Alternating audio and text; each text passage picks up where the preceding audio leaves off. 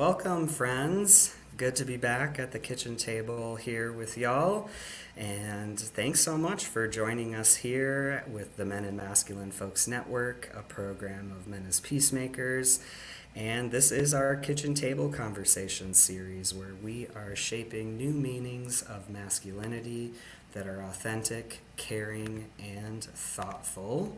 So, again, we're so glad if you're joining us live. Welcome. Glad that you can join our conversation if you're watching this after the fact, or maybe you're listening to this on our new podcast version on Spotify or Podbean. We are just glad to be with you. And for today's conversation, it's the last one of 2023. We've completed a full year of these kitchen table conversations again, and it's like, wow, where did the year go? Also, like, ready for the next year. And so, we're going to be having a conversation today, just kind of reflecting back on the year for each of us individually, or, within community. We'll be kind of talking about different areas of growth and some of our hopes for the next year. And so, um, before we hop into that conversation, we can do some quick introductions. So, my name is Sean Hayes, and my pronouns are he, him, and his. And I am at Men as Peacemakers here in Duluth, Minnesota. And gosh, we still really don't have much snow up here, which is weird. And I will pass it over to Felix. Thank you, brother. Thank you, everyone. Welcome, everyone. My name is Felix Martinez. My pronouns are he, him, and his, or él in Spanish. I work for Esperanza United as an engaging men and boys program specialist. Super excited to be here. I'm reporting today from Eagan, Minnesota. And also, we don't have any snow, but I'm not going to complain about it because shoveling is one of my least favorite things to do, especially when we get a lot of snow. But super excited to be here. Super excited to see what's coming for this new year, 2024, and to continue having this amazing conversation with all of you. So always remember to type if you have any question to join us. We're super excited and super happy to be here. So I'll pass it to Sean. Hi, I'm Sean Elmquist, the other Sean here at Menace Peacemakers in Duluth. Awesome. Excellent. And as always, we're sending love to our friends who can't be here today, Pang and Ed and Hunter. Always miss y'all when you can't join us, and we'll look forward to the next time when we can all be together in the new year. So, yeah, today we just kind of wanted to start off doing some reflection, and this is kind of that time of year where lots of folks are thinking back, or hopefully we're getting a little bit of time in the busyness of the holiday season to do some of that, remembering and reflecting on how this year has been for each of us. And so, in terms of that, our first sort of question is, are there specific areas where each of us have felt like we've made progress in terms of aligning with like a healthier version or expression of masculinity? So I don't know if anyone wants to start us off. I'll throw it out there. I can start, brother. Thank you for that amazing introduction. For me, if I need to think and reflect in my personal growth in this year, 2023 areas, I think it's self-care. I think as a man, I always been teach to deal with my problems by myself, don't ask for help, and you know don't put sometimes that burden in other people. I have learned that things doesn't need to be that way. As a man, we also have feelings, we go through violence, we suffer violence. So I think that the self-care part has been very helpful to for me to understand that I need to sometimes learn to say no, because I'm one of those persons that always say yes to everything. I'm always get in trouble because of that. And through this conversation, I've been able to learn to be more patient, to be more vulnerable, to learn, and to listen with intention. That sometimes, sometimes we're so busy that we think we're listening, but we're not. But the self care part is something that is vital for every person, to learn about their body, learn that it's very important also to sleep, to eat healthy, to meditate, to look for ways to disconnect from work, specifically with the type of work that we do. That is, at least mine, that's mostly prevention of gender-based violence, but also understand all the other intersections. But at the same time, learn from it, and learn at the same time that I'm also teaching youth and other men about self-care. So it's something that have opened my mind so much to understand the realities that other people are also experiencing. So it brings me a lot of joy seeing how they get better, at the same time I also get better too. But it's challenging also at the same time, because we keep being bombarded with negative stuff like politics right now, seeing war going on. It's There's a lot of negativity out there that sometimes it's when you find that happy place, when you're surrounded people like these two Seans that I'm with right now, that they're positive people, they're great people, that you kind of re-energize yourself, and you learn that sometimes you don't need to do the things alone. You have an amazing team around you that complements you and make you a better person. And it's okay to ask for help. It's okay to make mistakes, because we're human beings, and nobody's perfect. But at the same time, it's have that mindset, and do good, in all this bad that's going around us. So for me, if I think of that, grown, I think it's been a little bit self-care, something that I don't think I'm there where I want to be, but I'm giving those baby steps that I feel that I'm getting better, and I'm dealing better with, with anger, with stress, with all those situations that we all experience every day. That self-care for me, that'll be my the part that I'm still working, but I think I'm more grateful that I'm improving and getting better. Yeah, I can hop in here next too, because I feel like a lot of what you shared, Felix, definitely I connect with and resonate with.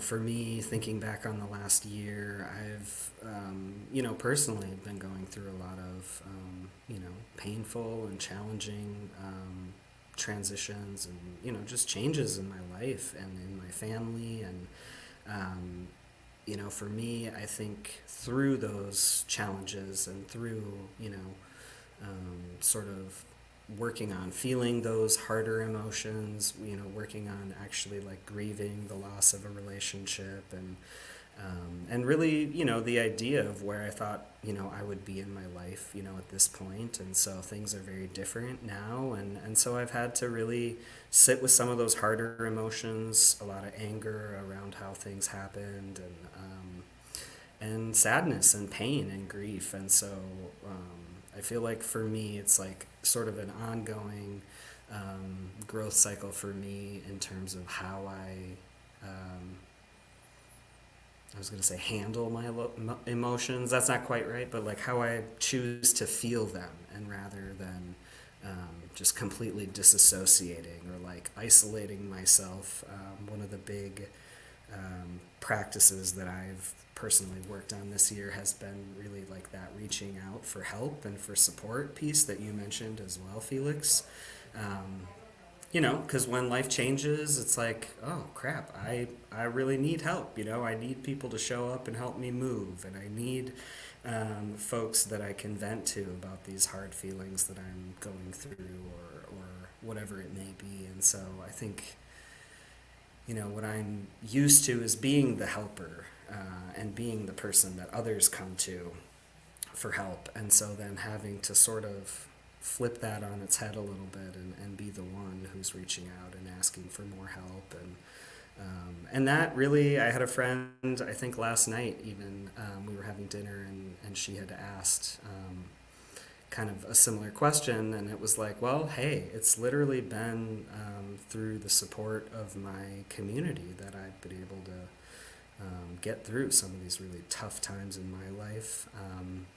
And so just feeling really grateful for the connections that I have and the friendships that I've been really trying to deepen, I guess, and just being more authentic and just honest about what the heck is going on in my life and in my heart and in my mind. And then I think lastly, I would say I sort of have been learning this new role within my job, and so that has had its own challenges. And so I feel like really being able to learn from a lot of women and femme folks here at our organization, and just following the leadership of these femme folks has, I think, just felt really supportive to me, and I just really look up to so many of them too. And so, um, yeah, just a lot of changes this year for me, and navigating those is always challenging, whether you're masculine or feminine. But I think just typically us men and masculine folks tend to just like put on the face and say, yeah, we're fine, when there's just like a volcano erupting inside of us. So that is for me.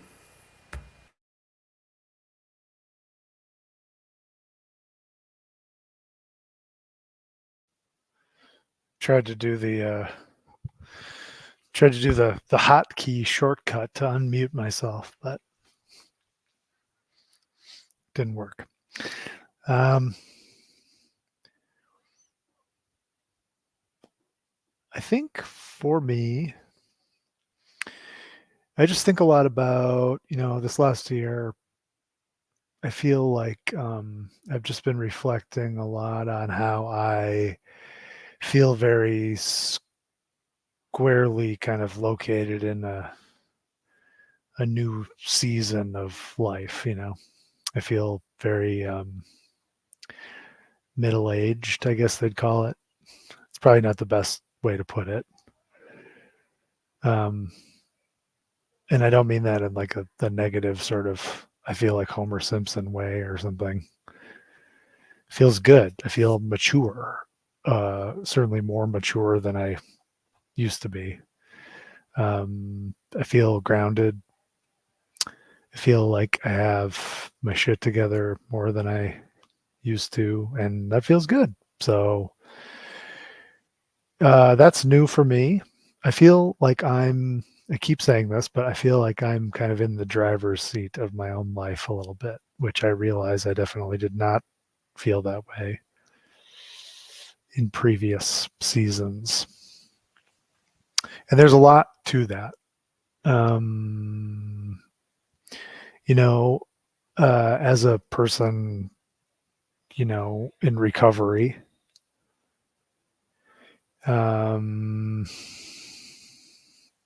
I don't really know how to say that. As a recovering drug addict, uh, I have some years of sobriety under my belt, and that is a big part of sort of why I feel like more in the driver's seat. But that is always evolving and presenting new challenges, and part of that is kind of revealing new layers of reality that I don't know. Yeah. I don't know how much to really talk about this, but I mean, like a lot of addicts, you're trying to obfuscate and blur some of those layers of reality. It's kind of the point of taking drugs. So they sort of continue to be like revealed to me, and then some of that is challenging for sure, and then some of it is like, really really positive and just sort of deepens my experience.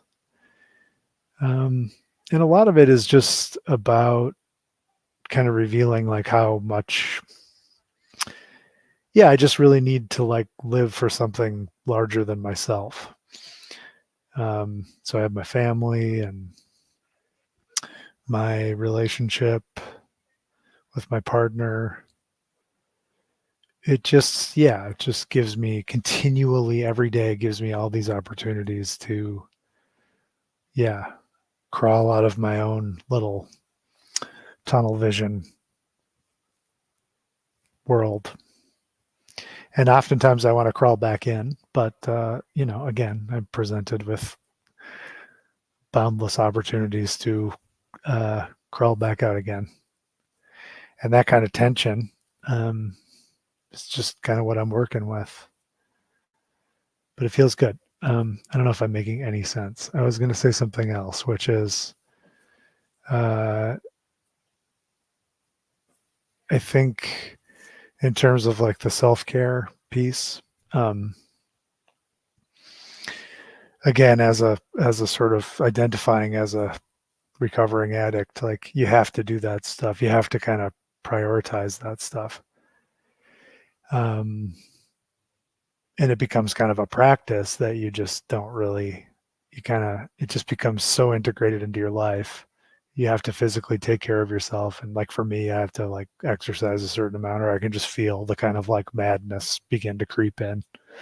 If I take a few days off, I just start to feel crazy. And I guess like my little routines and my practices and the things that I do are just all part of this process of trying to stay in the driver's seat. I think when I was a younger person, I had a lot of difficulty distinguishing between the foreground and the background, like being able to see the difference. There's a lot of cliches to talk about this, right? But like the forest from the trees, you you put all this energy into things that you have no control over.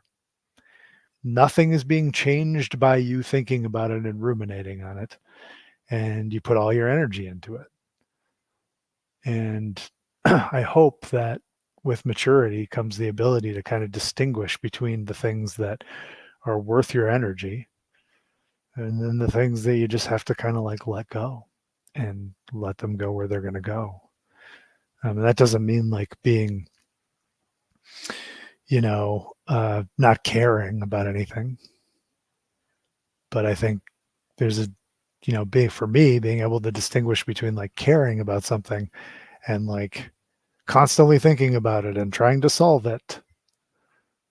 Um, you know, that's a big leap for me, and part of that whole process of kind of like self-care and yeah, just trying to create the conditions where I can be as present for the people in my lives and to be present and be able to give that energy when it's needed and when it actually is useful. That's kind of my new thing that I have been thinking about and talking about. So that's what I got. I really like that. I've heard you talk about that concept of being in the driver's seat, and um, I feel like that's a future goal for me as well. Something similar there, which I think we'll get to in a little bit here. But I'm just I guess yeah, feeling grateful because I really look forward to these conversations and getting to have these deeper discussions about how each of us are doing and like the things we're working on and struggling with, and it's just a good reminder for me that it's like, okay, that's sort of been a message this year of reoccurring message from the universe and from my people, this concept of like I'm not alone. I can reach out for help, and I can also step into my power as a person. And yeah, and for some reason I was thinking about I think it's Sarah or maybe Noelle, one of the folks we work with, talks about how important it is for each of us, as individuals to sort of find our place, or like the right place in the ecosystem, where it's like we sort of, are getting closer and closer to that every year. I feel like as we get older, it's like this idea of just becoming more and more authentic, or more and more whole, or like trying to see ourselves in this way of being whole, and really connecting with the things that matter to us, whether it's like family, like you mentioned, Sean, or the work itself, and then just trying to find balance of like how much time are we putting into the work, how much time do we put into ourselves and families and community, and and it's tricky. I think it's tricky, and I feel like every year I do get like a little bit closer to like, oh, hey, I really am sort of settling into this life, this the person, the guy that I want to be. Um, and I was just listening to a podcast episode that I think is from the Man Enough podcast, where they were interviewing a guest, and he said something along that line of like, um, you know, we're just all sort of on this journey of becoming more and more close to that full version of ourselves, whether we're like trying to be less of a people pleaser, which is definitely on my list of things that I've been working on, but just, yeah, really getting in touch with the things that bring us joy and that bring us energy. Felix, like you said, saying no to some of the things that we don't have to actually do, or maybe there's somebody else who really has joy and wants to do that task. And if we say yes to all the things, it's like we're limiting that other person's ability, to give back or to step into that role. So just some thoughts, but yeah, it's like I feel like for me, it's just a constant, always getting closer and closer to that version of Sean that is just as authentic as I can be.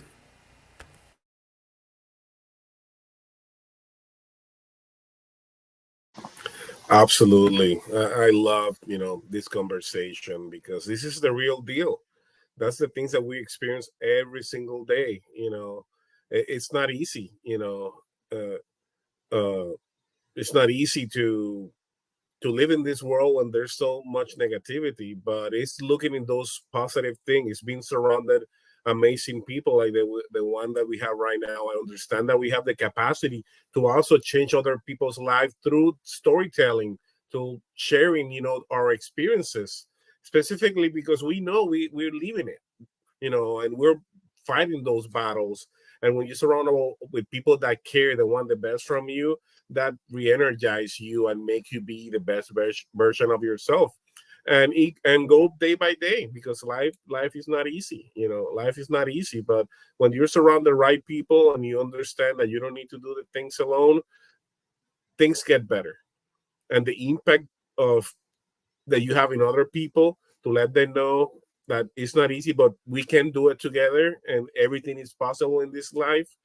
It just blow your mind that, the amount of possibilities, things that you can do. But it's not till we have this conversation that we can realize that, you know, that the change is possible, that you are capable of do whatever you want, and that there's people listen to you, that there's people that care about you, and there's always hope, in this world, because it's needed. It's needed, especially when you get to social media, and you just get to Facebook, Instagram, everywhere. It's just insane, but very, very grateful. So that's funny that you talk, Sean, about those that podcast, because I think moving to on to the second question is, from our amazing, guests that we have during this whole year. The question will be, which of our amazing guest stars we have been an inspiration to you. Which of those podcasts that we have during this past year, or maybe before, have been able to make you think outside of the box, of your box, your personal box, that make you realize, what, yeah, I never thought I was capable of doing that till I hear this person talking about it. And I can easily start, answer the question, and for me being various, of them. But for me, Emiliano Diaz de Leon has been an inspiration, just because he's a Latino doing this prevention work that, as a Latino, I didn't see anyone doing it. He's one of the first Latinos I have met, and I have been able have the blessing of talking to them and learn from them, of doing a work that you don't see a lot of men doing. Talking about masculinity, breaking those gender stereotypes, gender roles, they're so important, and seeing persons like him inspire me, to do more. Listen to both of you also inspire me to say, you know what, we can do this stuff together. Eh, Specifically when we're sometimes so busy that we don't have time for anything. you know is understand the importance of, if we have 1 minute, 2 minutes to do something, let's go for it. Let's change this world. Let's make a difference. And everything, it's possible. But Emiliano has been one of those persons that for me have opened my mind as a Latino. And there's other, of course, like Pang, Ed, both of you, like I mentioned, there's a lot of other men out there and women that have learned how to become a better man, because sometimes we think that you need to be a man to teach another man how to become a man, when it's not the reality. There's a lot of women, grandmas, aunts, non-binary folks, people teaching other people how to become a better man, because it's all about our values. It's about becoming a better person. It's understand masculinity and not seeing like masculinity is bad, but there's a lot of things in masculinity that need to be changed in order to become a better man and masculine folk. So I've learned a lot from women in my life. There's a lot of women that have inspired me to become a better man. Being a father is one of those key things that make me change. Before being a father, I took advantage of masculinity and patriarchy. It's easy to stay in bed and wait till the breakfast come to you. You know, when in reality, we all have a role to play. We all need to support each other in order to create communities that everybody feel respected, everybody feel valued, everybody feel like they have a voice. And through these individuals, I've been able to learn, because otherwise, if I don't read a book, if I don't look for a specific podcast, I wouldn't see that information out there.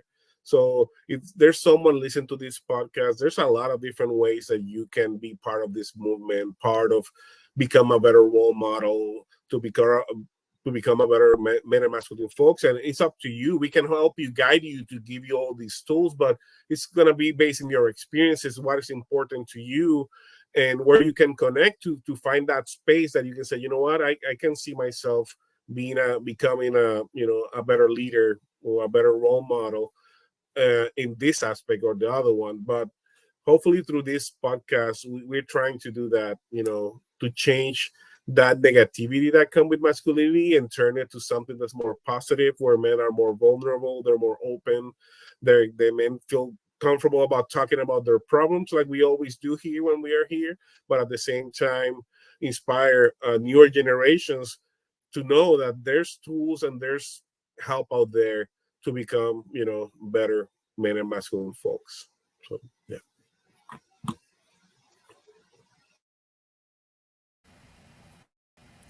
Yeah, I think I was actually just looking back at the list of our, guest stars we've had this year, and so just wanted to shout out all of them real quick, and just share gratitude again for them taking time to join us at the kitchen table.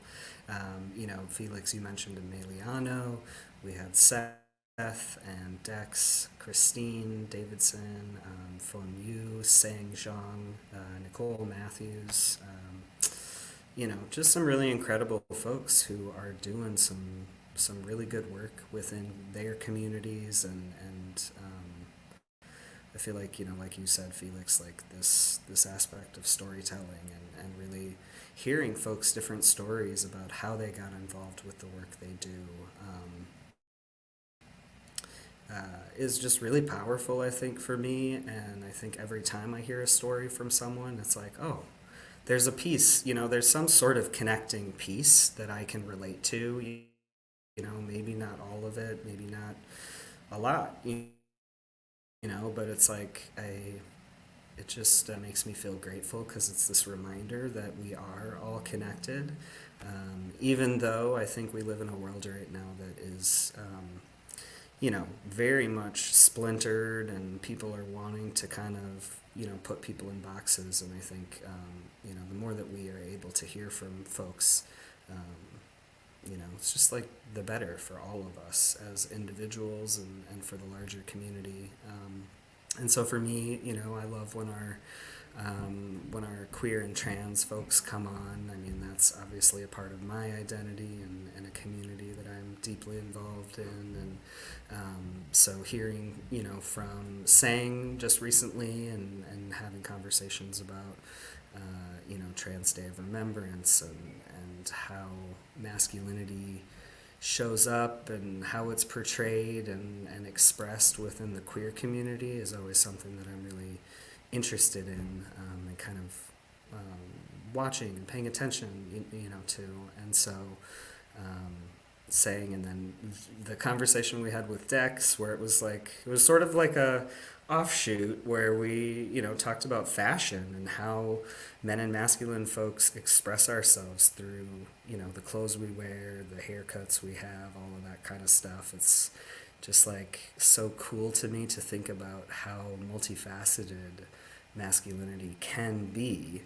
And I feel like that's sort of where we're heading, to really expand on what we understand masculinity to be. Because I think obviously when we think about patriarchy, we think about the sort of definitions that most of us grew up with about what men and masc people should be like. It's very restrictive and it's very limiting, and it leads to not good stuff. It leads to violence, right? And so I just think the more that we can expand and think about these different pieces of who we are as humans, it just further encourages that personal growth in each of us. And then, we don't know who's looking at us and who's watching, and taking notes on how they're going to show up, within the community based on how they see us showing up. So feels like, obviously it's something that we're all working towards and trying to rid ourselves of all that patriarchal bullshit that I think is just deeply entrenched in each of us, and moving towards this more beautiful, expansive expression of what masculinity can be. And so I always really love how queer folks and trans folks and non-binary people I think we just have this knack and this ability to think more expansively. And I think so many people who are cisgender or heterosexual, can really learn a lot. And even though they may not identify as queer or trans, it's just that option to live fully into whoever we are, whoever we want to be, right? Rather than having to be so limited, by what society sort of presents to us.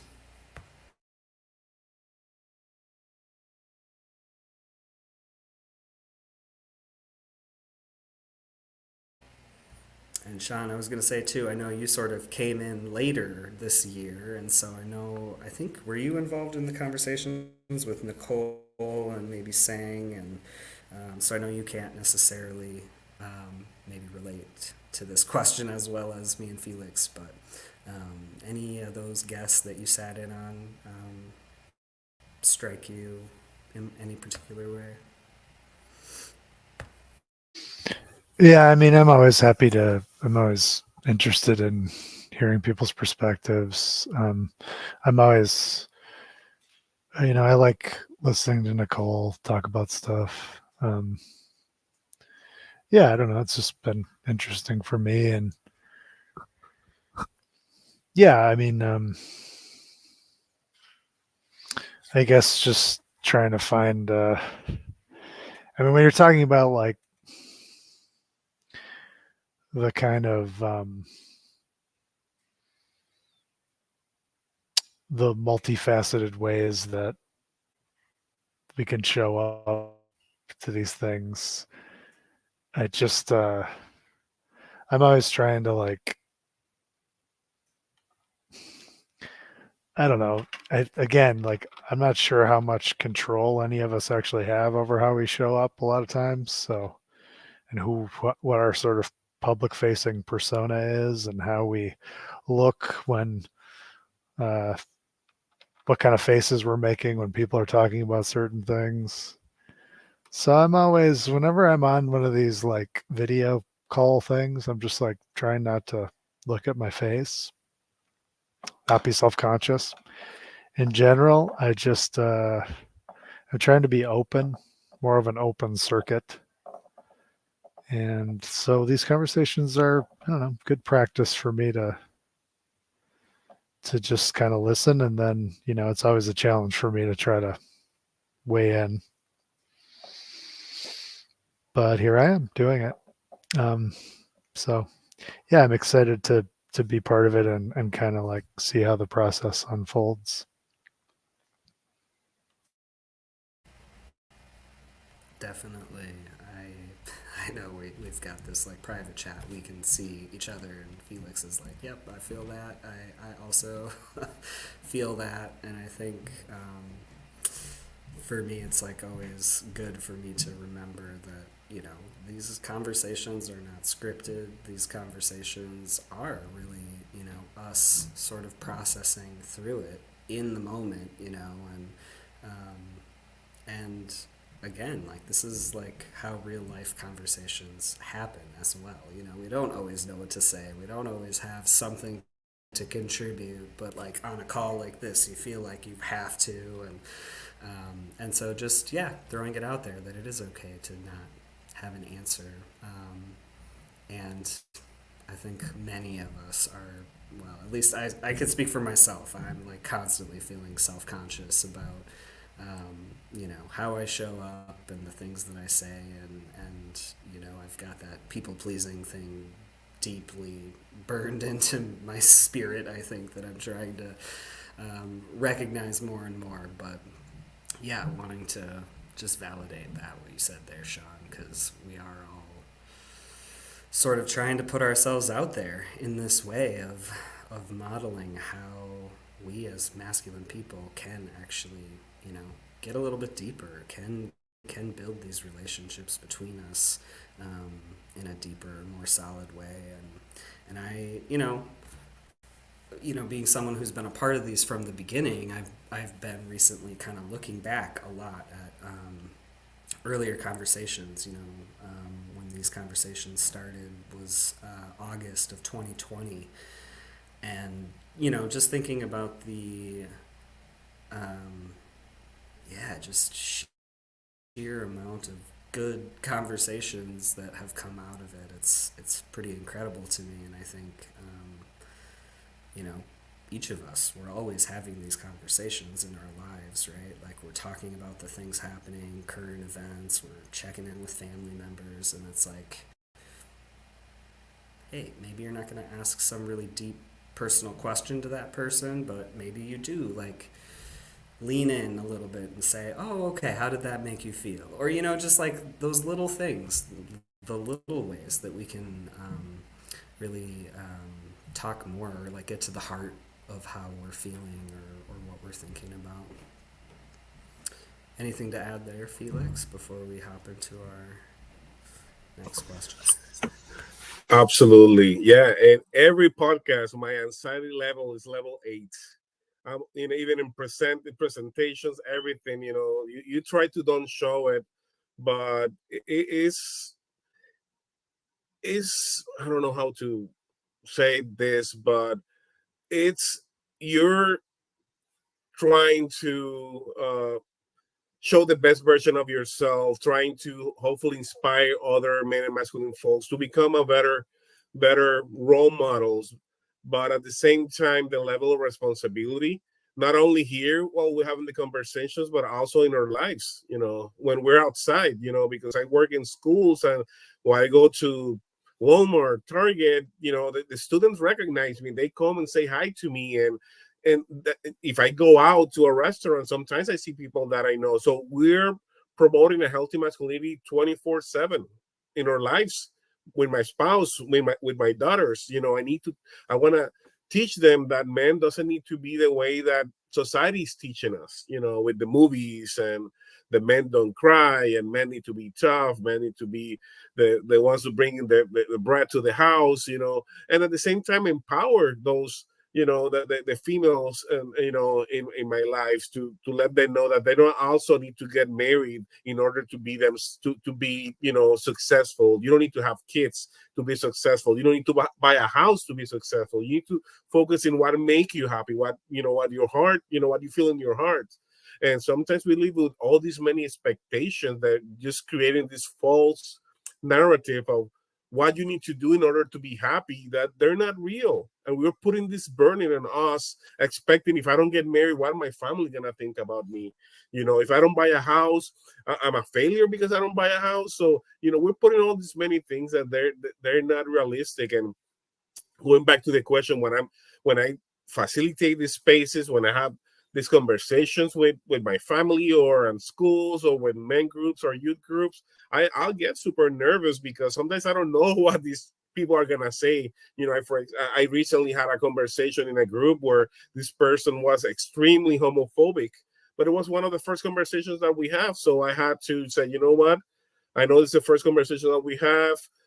Let's continue the conversation, but learn to say, you know what, let's everyone have their moments when everything's gonna click in their heads, and we cannot push people to become something that they're not.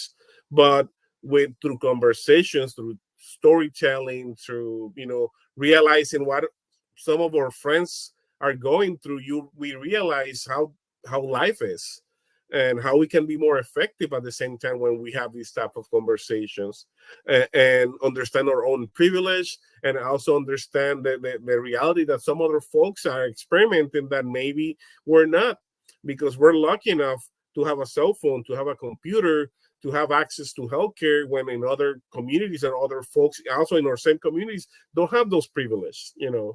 So make us understand that, make us become a better person, better individuals, more aware what other people are going through, and more effective when we have this type of conversation, because we understand their reality, and we need to validate their voices, validate what they're going through, and let them know that, what, we're here to support them. But at the same time, the pressure that we have, because we're the ones putting the face out here, in the TV or in the computer or out there in our communities. And I remember having this conversation with Peng Tao. I told him, I don't like doing this. I don't like to be in front of people talking sometimes about this. And he said, you know what, maybe this is something that we need to do to elevate, to lift this work, because there's not a lot of men that want to do that or have the guts. Or I don't know if that's the right terminology. I think that sounds bad, but sometimes we need to do things that make us uncomfortable to get to that place that we then feel comfortable, and we know that we're creating that change. And obviously Payne didn't say it that way. He said obviously better. Obviously my English is not the best, but it is something that it made me realize that maybe, yeah, I need to do it, because there's not that many Latinos doing that here in Minnesota. Because I want men to also be more vulnerable, because I have two daughters, and I'm scared sometimes that even with all these conversations that I have with my daughters and my family, that they fall in love with someone that's unhealthy, that maybe don't have the best intentions with them, the person that objectify women and expect my daughters to cook and clean the house for them and treat them like kings, when in reality I know my daughters don't deserve that, because they care for others, they care for themselves, and that kind of stuff sometimes it bothers me, as a man. And that's why I make a difference, because there's a lot of women, identify women that I care, and I want them to feel safe. I want them to feel respected. I want them to feel that they can go out there free without being objectified, to being, insulted or anything like that. So we all have that capacity of doing that. It's okay sometimes to feel, that maybe we don't have the capacity of doing things, but we all do. We all do have that capacity. We just need to be surround people that can lift your soul and your heart to be in that place. And thanks to the work that I do, I've been super lucky to be around amazing organizations like Men and Masculine Folks Network, like Men and Peacemakers. We have Tewa United in New Mexico. There's a lot of amazing TASA in Texas. So there's a lot of amazing, and Esperanza United, where I work, of course, I have give me those tools to become a better role model, and I see myself can continue doing this, because I know that we need to have more role models out there, and someone is listening to this and they think they have those qualities or want to learn more, contact us. The people of Men as Peacemakers, they're amazing. They're a great inspiration for me, and there's an amazing organization that you can contact, and they can help you to get to that place that you want to be. Same with all the organizations that I mentioned, the same with Esperanza United. So never think that you're alone. It's okay to feel uncomfortable, but we all have a role to play. And, I think if you're listening to this podcast, you're in the right place. So thank you for listening to us, and you're not alone. So Always a good reminder. Yeah. And it's, some of what you were sharing there, Felix, made me think of this example in my own life just a couple days ago. I have a goddaughter who's gosh, she's maybe 15. And we Snapchat because that's how the kids communicate these days, I guess. And she had reached out to me kind of out of the blue and had shared this, basically this assault type incident that she experienced while she was out and about in downtown Duluth, and this older man basically had approached her and was, just doing what men do, kind of catcalling, and she felt very uncomfortable, and he had like touched her arm and her waist and some things, and and she reached out to me and she was like, hey, this happened, and my mom's kind of saying it's a little bit about my fault, and we just had this really good conversation where I was able to say, like, this is the work that I do, and I don't have all the answers, but I am here, and I'm here for you, and I'm willing to sit down with you and with your mom, and we can just kind of talk through this. And it's, when you talk about Felix, like listening to and looking to the women and femme folks in our lives and really uplifting them and their leadership and in all their goodness and glory. And I think about this young person and I think, gosh, like I wish I would have had someone then who would say, hey, I see that you're experiencing these hard things, and like you can come to me and we can have these hard conversations, that you might not want to talk to your mom or your dad about, like it really made me feel good about being like this safe, uncle to her, that she can come to me and I was able to say, I don't care what it is. You can come to me about anything, and I'm going to be there and help support you. And so it's like these little things that happen in our everyday lives that really are pretty huge for the other people.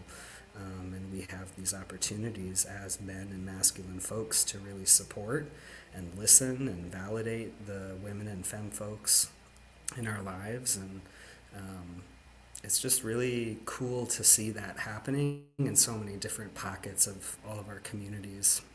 Um, and so, on that note, as we're kind of coming to the end of our time here, and the end of our time in 2023, and looking towards the new year, people are always talking about resolutions and all of that.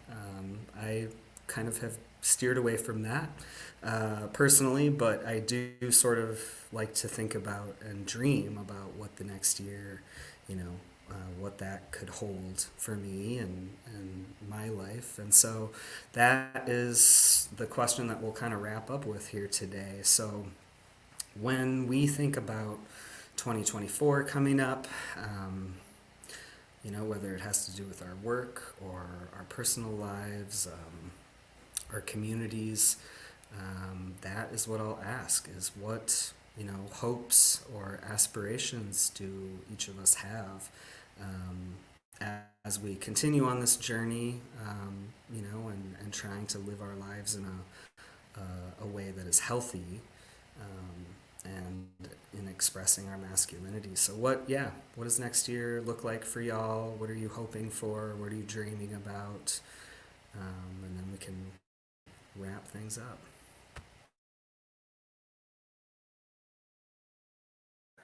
Um, e- I just kind of reflecting on some of the stuff both of you have shared and thinking about the next year's work around this stuff.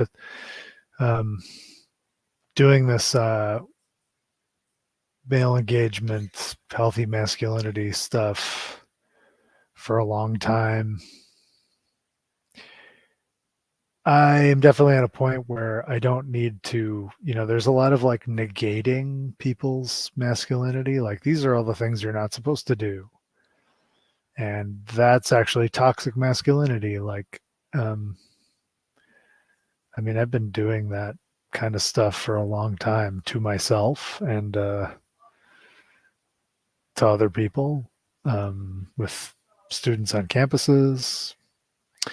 And now I'm like, this isn't effective. It's just like negative reinforcement. It's like, I think the work now feels like it's like, these are the things you could do or should do.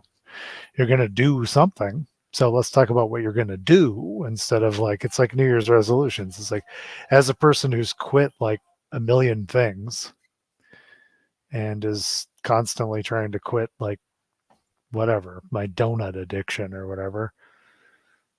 Um, if you say like, I'm going to quit donuts this year, it's like, I'll tell you right now. That is just scratching the surface. It's good that you've started the process and acknowledge that donuts might be something you need to look at. But you got a long road ahead of you. And so it's going to have to be about what you're going to do instead of eating donuts. That's one thing that I I can say with some confidence. So like, yeah, I want to do work that directly addresses, if we're going to talk about masculinity, like let's talk, I want to work directly with men and masculine folks, like about what proactive steps they can take and what kind of world they can build for themselves. And instead of like trying to scold them and tell them what they shouldn't do. So that's kind of just my thoughts on that.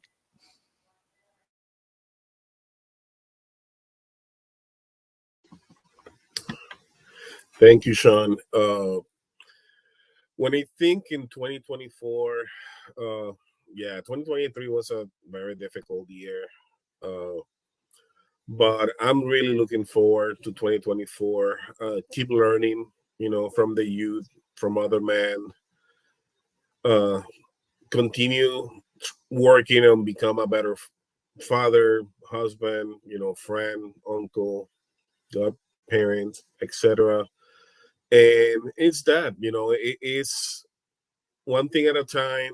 Keep learning, feeding myself of positivity of people like the people that are here right now, and keep working and become a better man. I think I have I make plenty of mistakes, but I think I've been learning from them and hopefully inspiring other people, inspiring the youth to also lift their voices, so we can live in a world free of violence, where everybody is respected, where everybody have an opportunity and to share their thoughts, where everybody could be listened and everybody feel respected, and hopefully this 2024, hopefully it's going to be easier, and but at the same time is also continue my, doing what I'm doing just to create safer communities, continue looking for to think outside of the box for different ways to do this work, you know not in the typical classroom, just do things more outdoor, things that are more fun and more meaningful. So also families can have these spaces where they can have this conversation and do it in a fun way. Because even when this job is, it could be, we talk a lot about trauma and pain and what we go through. We can do it in a fun way, so it's not that scary, so people feel more comfortable having this conversation. So hopefully this year I'm going to continue learning different ways to approach the community that I work with and lifting the work that thousands, hundreds of people are doing right now. And I also recognize that before us, there were a lot of people doing this work too, and recognize their word, their voices, and yeah, and hopefully change the world. So yeah. This is some good stuff.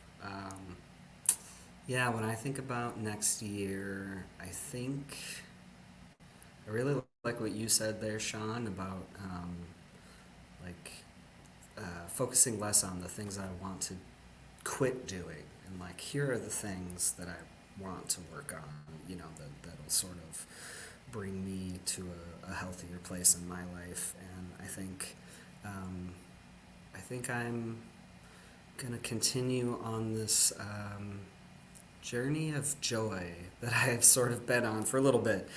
So I feel like that is something that I am excited about in the new year, is just to continue seeking out the things and the activities or practices, and especially the people who bring me joy in my life. And you know, this work that we choose to do is hard.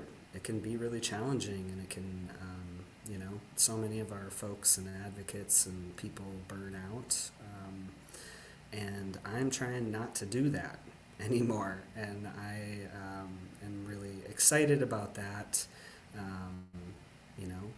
for my life and for my kids' life, just focusing on joy and those things that really like uplift my soul, and renew my hope in humanity. And would I say anything else? Gosh, I don't know. I think, oh yeah, one other sort of practice that's newer for me towards the end of this year that I want to continue on is doing this sort of collective gratitude process that Hunter and I actually talked a little bit about gratitude during the last conversation, and so I shared about that. But just intentionally every day talking to my people and sharing the things that I'm grateful for, and encouraging them as well to share the things they are also grateful for. And yeah, I've just really seen that have a really positive impact on my life, and especially on the hard days, the days where I feel like I don't want to get up out of bed. Okay, what is something that I can feel grateful for? And I literally can always find something, and it keeps me going. So I want to look forward to that. Feel very excited about that for myself. And as we are coming into the new year, we will be changing up our format just a little bit here for our kitchen table conversations. So we're excited to bring that new vibe to all of you. As we know, with nonprofits, funding and grants and things like that change and shift. And so we're really excited that we are still going to be, having these kitchen table conversations and continued funding for them to happen in the new year. And basically, the big changes each year or each month, we'll have one topic that we will focus on, and we'll have two conversations. The first of the month will be focused on building awareness and learning about whatever this topic is. We'll usually bring in some guests for that first conversation to kind of learn from them regarding said topic. And then the second conversation each month will be focused on what are the practical implementation, what are the practical ways that we as men and masculine folks can make these changes within our lives, and in order to create these safer communities that we are all focused on and continuing to work towards building. So, join us in the new year in January. Our next one will be on the 11th of January. So, we will wish you all a happy new year and happy holidays and all of that. And we look forward to coming back in January, which we will be focusing on. January, as many of us know, is Human Trafficking or Sex Trafficking Awareness Month. And so we will be having a couple conversations about that. And so we invite you to join us and invite all your friends to join us as we move into the new year. And don't forget, you can like our Facebook page to stay connected, subscribe to us on YouTube, and click the notifications little bell so you know every time we have a new conversation. And you can follow us on Spotify and Podbean now as well if you'd like to be listening to us instead of watching. So we're very excited to continue expanding this work and these conversations with all of you. And as always, take good care. Until next time, we'll see y'all in the new year.